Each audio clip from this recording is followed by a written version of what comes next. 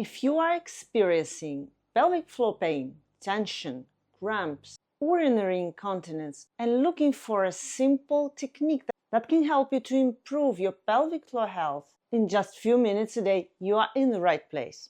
Today I'll show you how our diaphragmatic breathing is directly connected to our pelvic floor health, and I will show you a simple technique that can help you to learn the diaphragmatic breathing, feel the connection of your diaphragm with your pelvic floor. And you can also discover some breathing patterns that are contributing to your pelvic floor muscles dysfunction. Before we start, just a second, I kindly ask you to put a like on this video, leave your comment and subscribe to my channel if you want to know more on how women after 40 can stay fit, strong and have a lot of energy. So, how our diaphragm is connected to our pelvic floor muscles. Why we are talking about diaphragmatic breathing? I want to put it very simple. I want you to imagine our torso as a can. The diaphragm is on top of it and our pelvic floor muscles are at the bottom.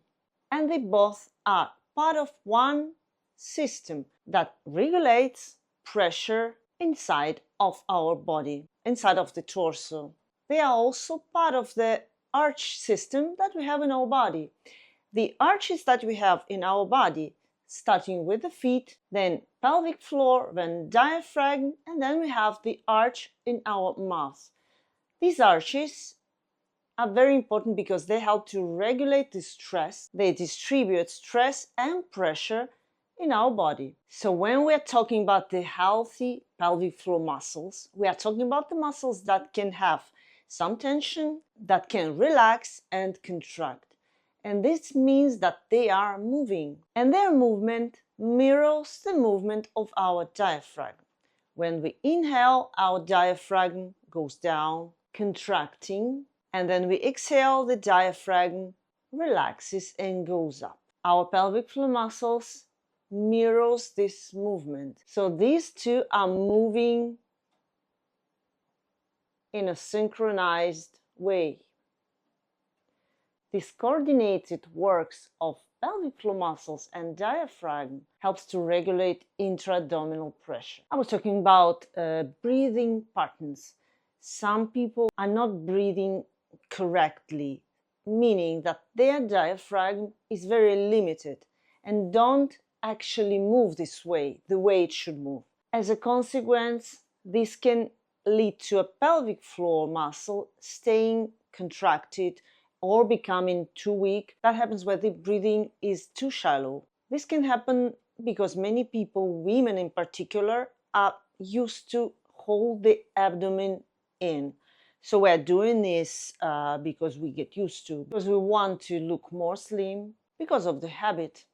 So when we are not relaxing our belly, it prevents our diaphragm from moving freely. And this can lead to a wrong breathing pattern where our diaphragm is not going down enough. I want to tell you that the breathing you are going to learn today is a normal breathing that we will do in the form of an exercise. This is important because this will help you to make your wrong breathing pattern, if you have one. It will help you to feel your diaphragm, or it will give you some new sensation of the breathing. And finally, with practice, it will let you to feel your pelvic floor muscles movement.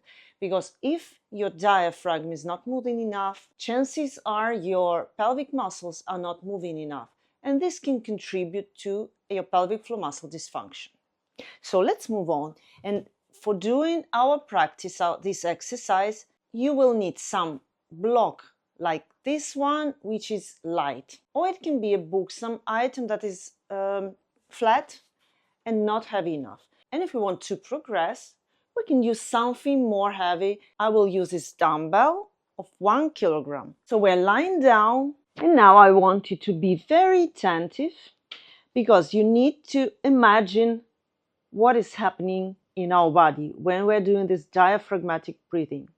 When I'm doing my diaphragmatic breathing, the first thing I need to do is to relax my belly. For many women, it can be a tricky thing to do because we are used to hold our belly in. because we're doing this when we do sports, we're doing this when we are in public because we want to look more slim. So now we need to relax our belly. When we inhale and relaxing our belly, it goes up naturally. If you have problem with relaxing your belly, you can try 2-3 times to push it. We are not actually pushing our belly when we are doing the diaphragmatic breathing. But if you have this problem, if you actually cannot relax it because of your habitual tension that you have here, you need to try to make the opposite just for a moment, and then it will happen more naturally. So when I'm inhaling, I'm relaxing my belly and it goes up, it flows up, it is relaxed. And then I'm exhaling, it goes down naturally. To feel this, to get the sensation of this, I will use this block, and you can look how it goes up and goes down. I will do 2-3 breathing for you to see what's happening. So I'm inhaling.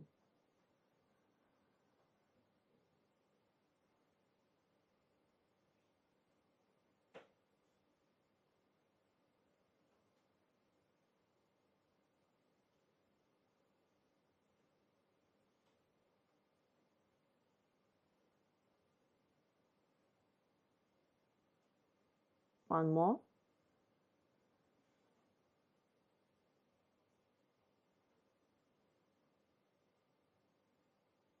I can see myself how my block is moving, and you can see it too.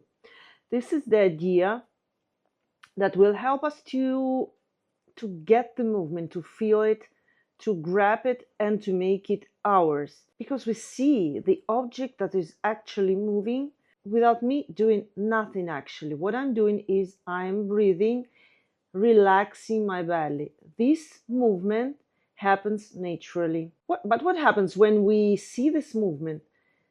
Our diaphragm is pushing down, it's going down, it's descending, and to compensate this changing in the intra-abdominal pressure, our belly expands. And what happens at the same time is that our pelvic muscles are moving in the same direction. So this change of intra-abdominal pressure, this change of the form of our torso is happening in a natural and correct way. And even if you're not feeling your pelvic floor muscles at the moment, you need to work on this movement. And we can also train our diaphragm. That is actually a muscle. And that's why I'm adding this weight. And this is an exercise.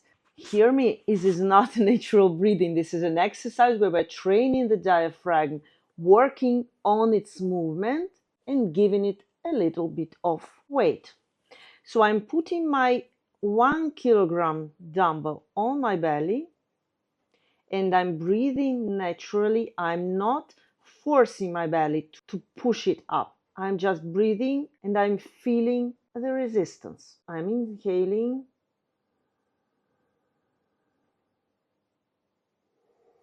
and exhaling. And with time and practice in this kind of exercise, you can actually feel your diaphragm moving. It's a sensation that is not easy to grasp at the beginning, but with the help of this weight, you can actually feel your diaphragm muscle. And then, as a consequence, you can feel your pelvic floor muscles. But to get to this point, we need to practice. You need to guide your attention to these muscles. You need to feel your belly relaxed, thinking of your diaphragm, and then moving down and trying to be present at your pelvic floor muscles area.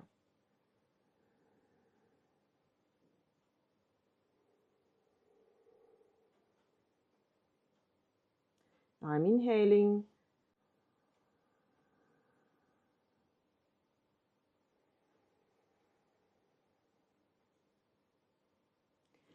You can do a set of 10 breaths, then relax. Another 10 breaths, relax, and then 10 breaths with a weight that can actually be 500 grams or 1 kilogram. That is, in my opinion, is enough. So what is happening when we are doing this practice? We are correcting our wrong breathing patterns. We are starting to feel our diaphragm, and then we are starting to feel our pelvic floor muscles. And this exercise will help you to relax your pelvic floor muscles if they are too tense. It will help you to coordinate their movement with the movement of the diaphragm. And this will contribute to overall health of your pelvic floor muscles, because their coordination is an important part of their functioning. If they are moving, if our pelvic floor is moving, it can do its work correctly.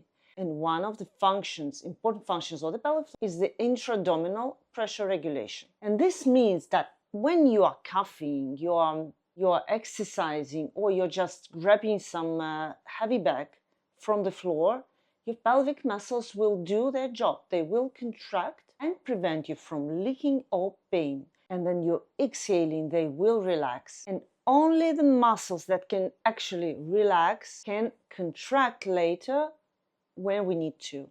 This breathing can help you to improve correct functioning of your pelvic floor, whether you have the problem of the tension or weakness, whether you have leakings, pains, cramps, or even low back pain. Do it, because it would only take you 2 minutes, but the benefits can be huge, and you will see more and more benefits with time.